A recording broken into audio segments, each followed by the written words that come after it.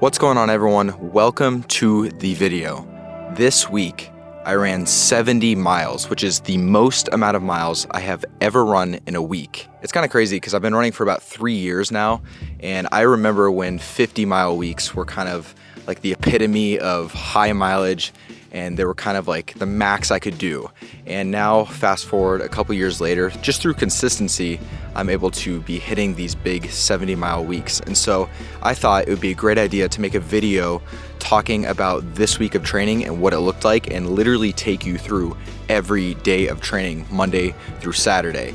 I had some pretty incredible runs. I went to California. I ran in some really cool areas here in Arizona. So enjoy the video. I got a lot of good runs in, so it's gonna be a good one. So let's get started with Monday. Mondays are an extremely difficult, like mentally speaking, day to run, because on Sunday I have an off day, coming off of a big week previously, and then on Monday you're like right back to it. You get one day to relax, and then Monday you're back to it with a 10-mile run. Today, 10-miler here at one of my favorite spots to run in Arizona. I've got a couple really fun runs this week. I've got a 14-mile speed workout. That one is not gonna be fun. But then I'm running with friends on Thursday, and then I'm going to California for my 18-mile long run. I'm gonna run alongside the beach. I'm gonna show you that whole run. So it's gonna be a fun video. So enjoy it, and I'm gonna go knock out this 10-miler. So 10-mile runs have kind of become my staple right now. Those are every day I at least have a 10-mile run pretty much. And so on Monday, I started with a 10-mile easy run. So this run went really well. I'm starting to get used to just 10-milers every day. And that's kind of cool to see, because at the beginning of this prep, I was starting with like 6 or 7 miles a day. Now it's at 10, and I'm feeling pretty comfortable there. So that's a good sign. I ran that at around an 8:17 pace, which is generally my easy pace. And then we go to Tuesday. Tuesday, same thing, 10-mile run, easy pace. All right, it's Tuesday. Back here at the lake, same as yesterday, 10-mile run, easy. Same as yesterday. You get the idea. Like, you know, every day it's going to be a high mileage day, but it's kind of interesting because you kind of just get used to it, and they become less intimidating the more you do them. So 10 miles today, it's going to be kind of boring, but tomorrow I have an intense and very tough speed workout. So I'm a little nervous for it, but the only way to get through these high mileage weeks is to just take it one day at a time. Like, just worry about what's right in front of you. I have to like remind myself to do that all the time, because sometimes I'll be on like a 10-mile run thinking about my 14-mile speed workout the next day, which is what I'm doing right now. But just gotta take it one day at a time. That way it's less daunting and more doable. So all I have right now is 10 miles around this lake, and then I'll worry about tomorrow. Easy runs are mostly just about getting used to those boring miles and just building volume.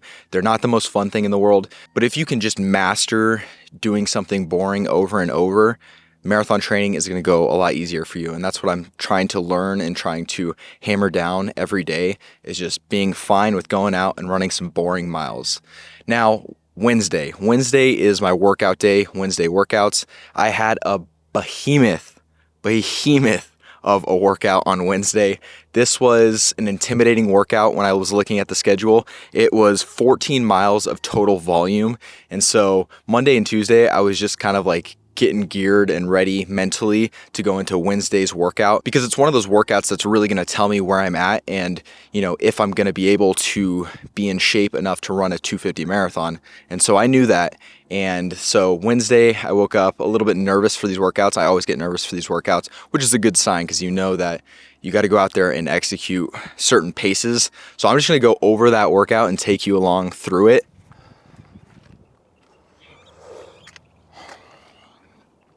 All right, it's Wednesday, and that means it is workout Wednesday. I have a huge speed workout today that I've been dreading pretty much all week. And so it's finally here, time to knock it out. I drove here into Phoenix to run along the canal. The canal is a really good spot to run here, just because it's a long stretch of just uninterrupted road. There's no cars, not that many people. And so I'm just gonna knock the speed workout here. It's intimidating, I'm not gonna lie. It's a 2-mile warm-up, and then 7 miles at a 6:15 to 6:20 pace, which That's the part I'm probably most nervous for.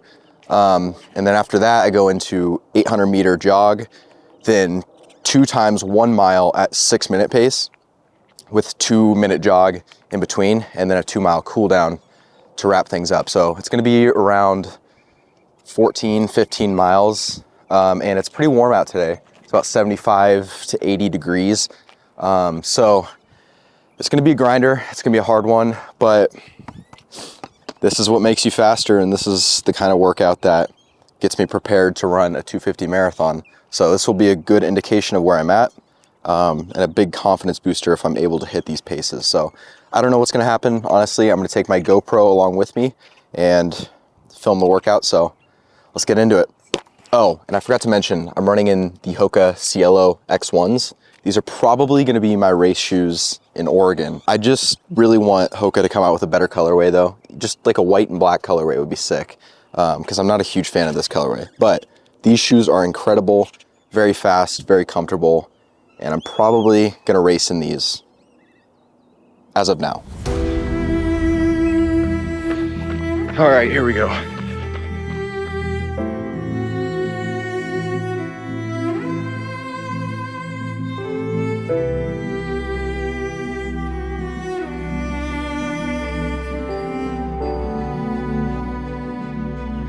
All right, warm-up's almost done. So I'm gonna have a gel before I get into the work. I had a bathroom emergency, but all right, in 1 minute I start.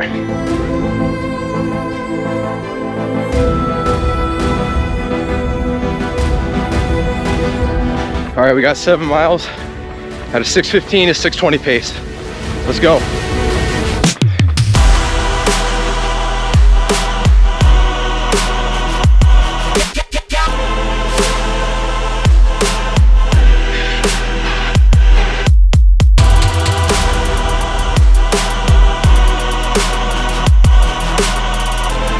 All right, we're about halfway through, hitting our paces, we're good. Just gotta lock in and cruise.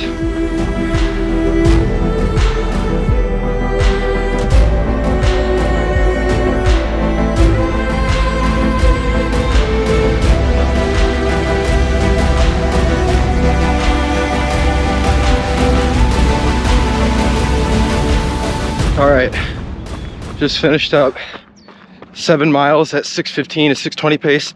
I hit all those paces. So just got a sip of water and now doing an 800 meter jog. And then we're going into our second set of fast work. So let's do it, we're getting it. It's hard, really hard, but we're getting it done.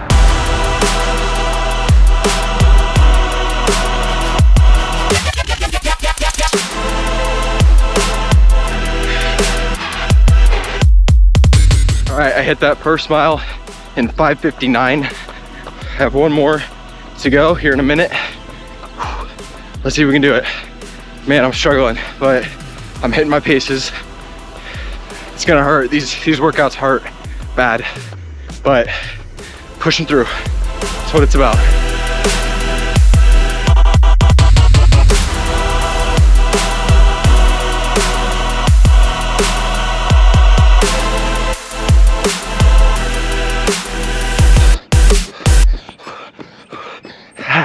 Hurts so bad.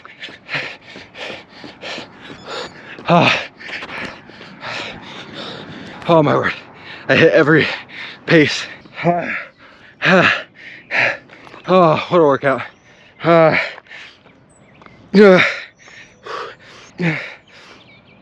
was brutal.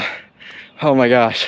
5:57 that last mile. All right, now just a 2 mile cool down and then we're done. Let's go. I ended up hitting every single split in the allotted time. So my first split I ran in a 6:13, then a 6:17, then a 6:18, then a 6:18, then a 6:18, then a 6:17, and then a 6:18. So I hit all those in under 6:20 pace, which was a huge confidence booster. And I honestly was feeling really good. I'm starting to finally kind of feel where my fitness is at, and I'm feeling very strong. And it's always good to kind of have those runs that go well, because a lot of runs during marathon prep don't go well. And so when you have those really big workouts go well, it's just a huge confidence booster and makes you feel a lot better. But after that, 7 miles at a 6:15, 6:20 pace, I went into an 800 meter jog, and then I went into 2 times 1 mile sorry, there's bugs flying all around. I don't know if you can see those, but whatever. And then after that 800 meter jog, 2 times 1 mile at a 6-minute flat pace with a 2-minute jog in between. And I hit both of those miles at a 5:59 and a 5:57. And then I did like a 2.2 mile cool down, and that was a 14-mile speed workout. So after that Wednesday workout, the next day I had another 10 miles to get done. And so I linked up with some of my friends. I went back to the canal and I had a 10 miler. So I did 3 miles by myself, and then I met up with my friends and ran 7 more, all at an easy pace. That's tough. All right, 7 miles, 10 total done for the day. The next day, that was just a 7-mile run with some strides built in. Strides are just a good way to kind of like switch up your pace a little bit, but not strain your body too much. And so that's what I did, just 7 miles with some strides, overall pace 8:06. And that brings us to Saturday, which was my favorite run of the whole week. Not because it was an 18 miler, but because I was doing it in California.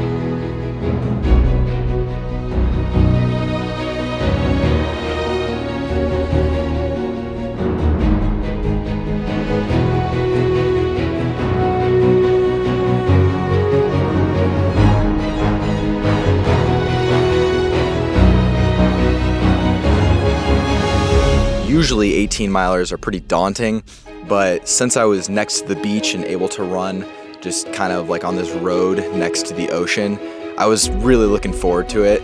Just a change of scenery from Phoenix. All right, 6 miles in, linking up with my boy, Carson.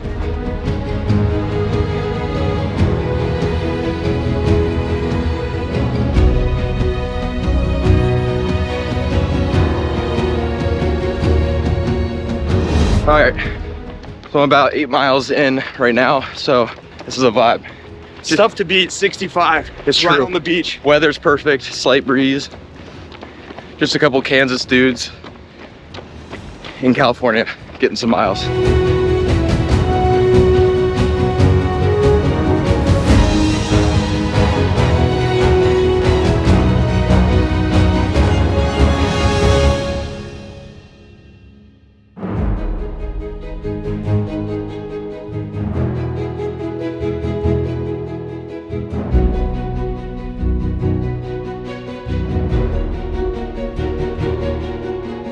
It's 28 miles into our run here.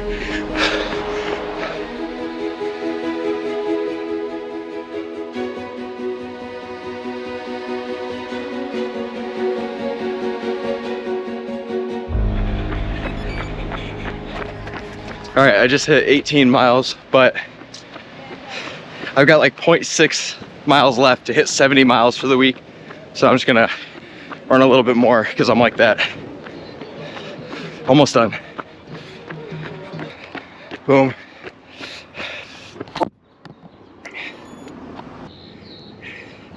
$18.62 on the money. 70-mile week. That is my first 70-mile week of my life.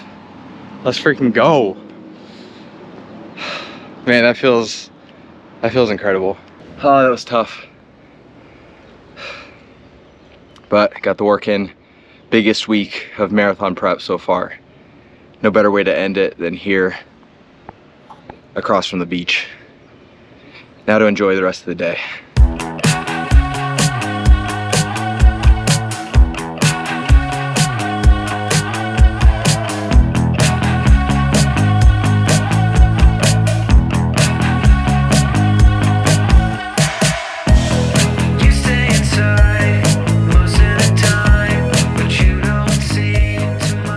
So yeah, that run alongside the beach was incredible. I mean, I remember I didn't go to the beach till I was 18. So now anytime I get to go to the beach and run, it's just an awesome, fun experience. And so I had a great time running. Massive week, my biggest week ever, 70 miles. My previous biggest week was 64 miles. And so if you look at my Strava graph, it's pretty cool to see just that steady building up to 70 miles. And that's what it's all about. And the reason I'm able to run 70 miles and feel strong right now is because for the past 4 or 5 months, I've just continued to build from 30 miles up to 70. And so, yeah, it was a great week. It was very rewarding.